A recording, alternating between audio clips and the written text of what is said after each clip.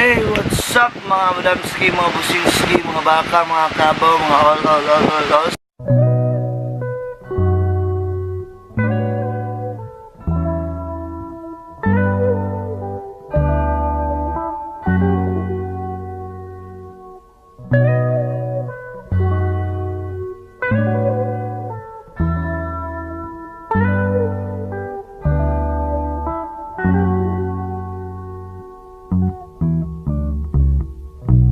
It's Sunday, nag-vlog na ako kanina, so tinignan ko ang gulo ng buhok ko, ang haggard ng mukha ko kasi kakagising ko lang.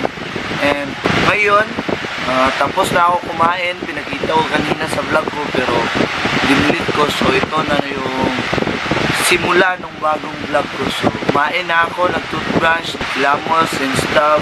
I'm home alone, ako lang isa dito sa bahay, and napag-isipan ko kanina sa pag-vlog ko, napag-isipan ko na ang content na kasi kung nakikita nyo sa newsfeed nyo, maraming nagpo-post, naka-medal, naka-ano, naka-graduate ganyan, so hindi tayo magpapahuli. Meron din tayong content sa medal, pero hindi sa graduation. So ipapakita ko yung, kasi merong iba na gusto makaano kung ano talagang sports ko noon, or bakit ako nagkaroon ng ganyang mga medal or stuff. So ngayon na, ipapakita ko isa-isa since 2013 na medal ko hanggang 2015. And thank you sa 168,000 100 subscribers, and thank you sa support. And kung hindi nyo pa napanood yung vlog ko kahapon, so nandyan lang sa description box ang link, or pwede nyo nang tingnan sa channel ko, nandun yung sinuno ko yung Yeezys and all. So nag-stop ako kanina ng vlog kasi ang ating mga kapatid na Muslim na simbahan, nag-vlog na lang ako ulit para. Saka yun na, ito nang ginagawa ko every Sunday, gigising ng alauna ng hapon kasi drunk, and or it's my time to rest. I need nga karang sleep na matagal. Tapos ito na, pagising, kain, toothbrush, yan every day. And syempre sa Sunday, ganyan talaga. Tapos pupunta ako ng shop, tambay lang. So pupunta din tayo mamaya. So sige na, magto 2 minutes na, and kasi matagal ako nakauwi gabi, and pumunta kami sa Punch Bowl 99 Ranch featuring Brandy Belly, Inside City, and Novela, Bisaya Bands, yan sila, Proud Bisaya here, Bisrak. So I'm enjoy, nawala yung boses ko kagabi, so ngayon okay na medyo. And now, papakita ko muna sa inyo yung naganap kagabi. So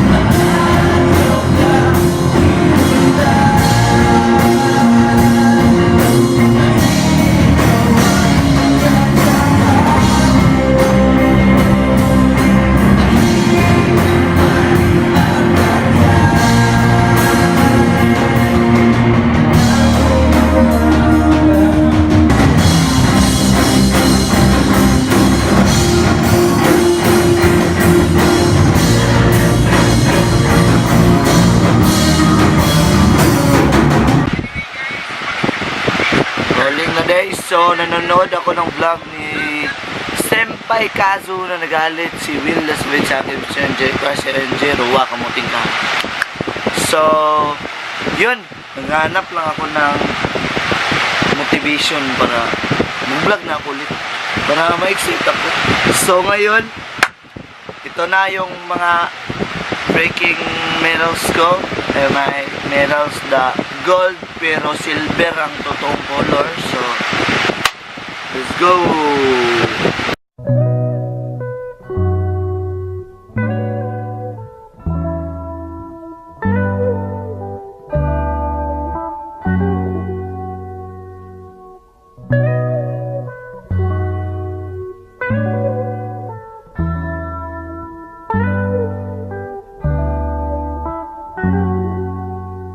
So, yun na mga boss. Meron akong 40 na medals. Pero, noon, meron division meet again and hindi nabigay yung medal sa akin. Meron akong 3 medal. Gold, 3 gold yun. Tapos, hindi nabigay sa akin. So, ox lang. And, 14 lang sila dito sa akin.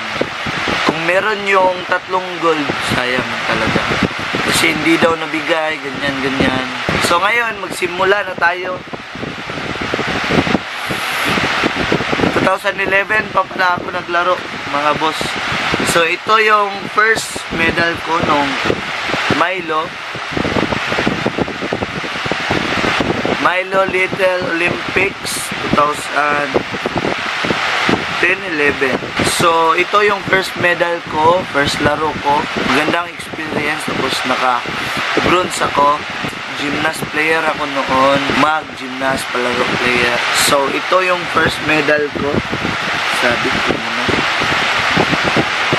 And the second one after Milo is division. Ewan ko kung okay pa ba or natatandaan ko pa ba or totoo itong mga sinasabi ko. Basta matagal na kasi ito division meet of Cagayan de Oro way back 2011 I think. Meron akong silver medal at meron akong gold medal. And the third one is after the division meet, nadala ako kasi meron akong gold. Pinapunta kami sa Lanao. Doon kami nagpalarong pampuok sa mga athlete dyan, alam nyo na yan. And first, sabak ko doon sa Lanao. Meron akong bronze medal.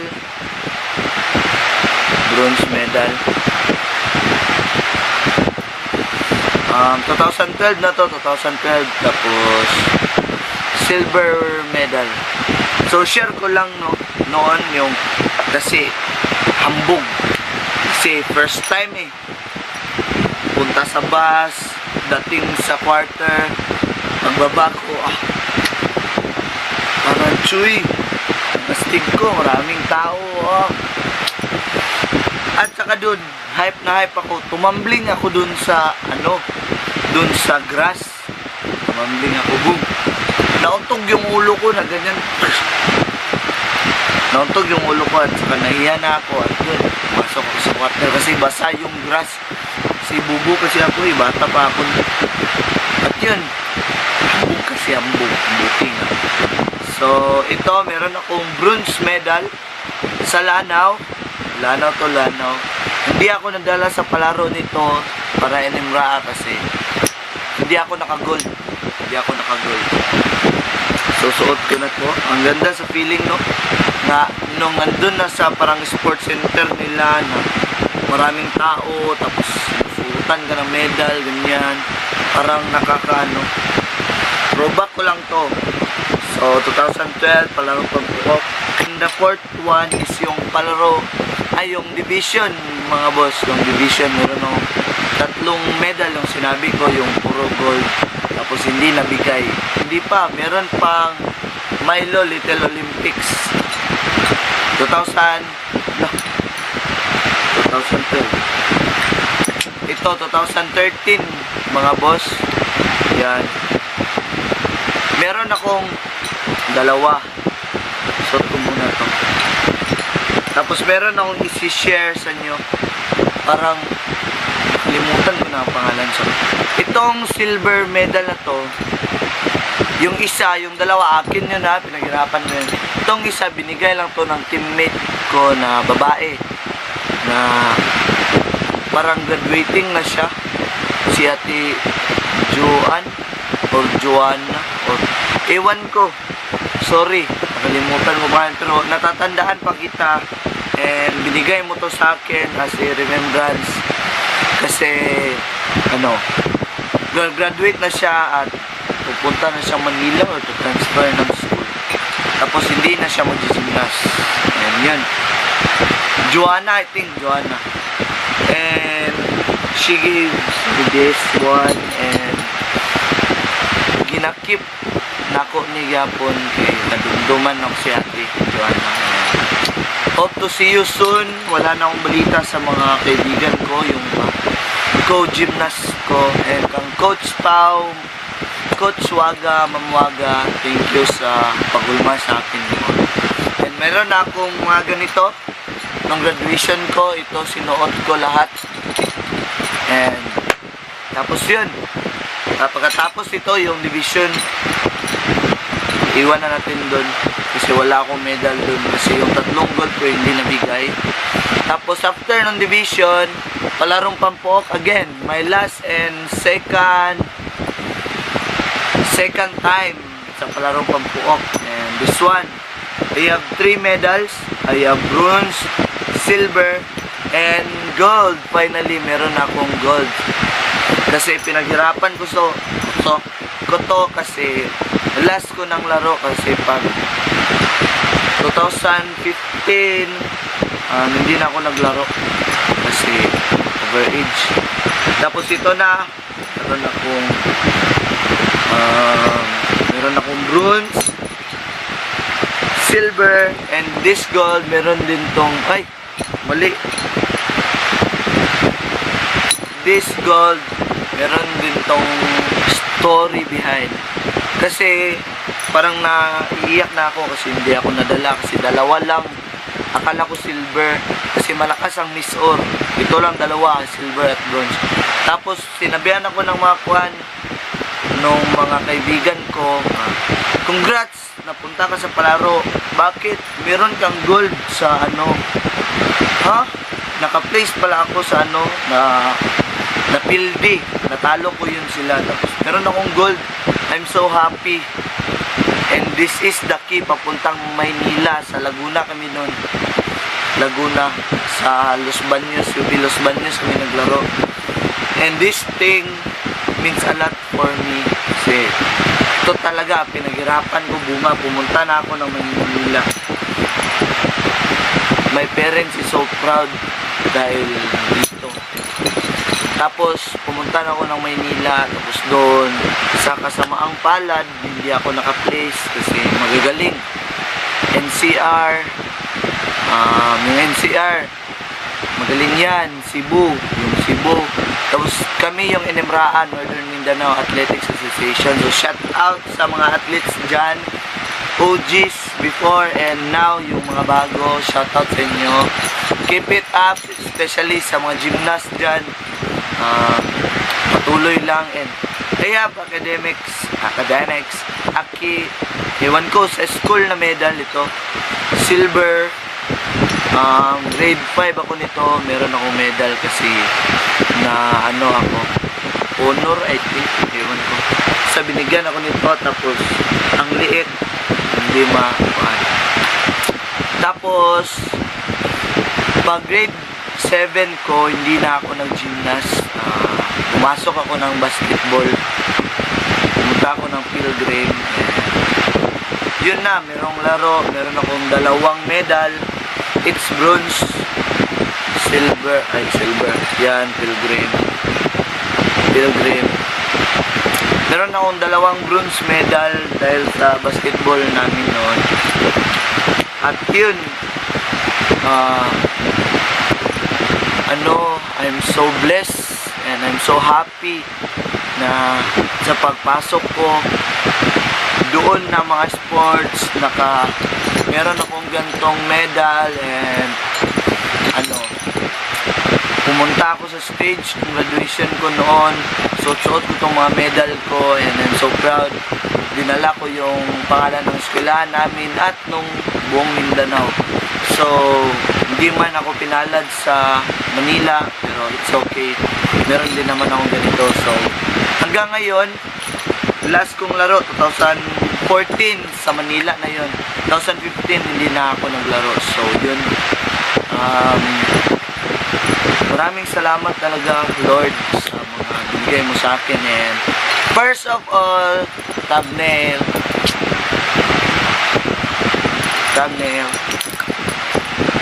yun, parang bubo.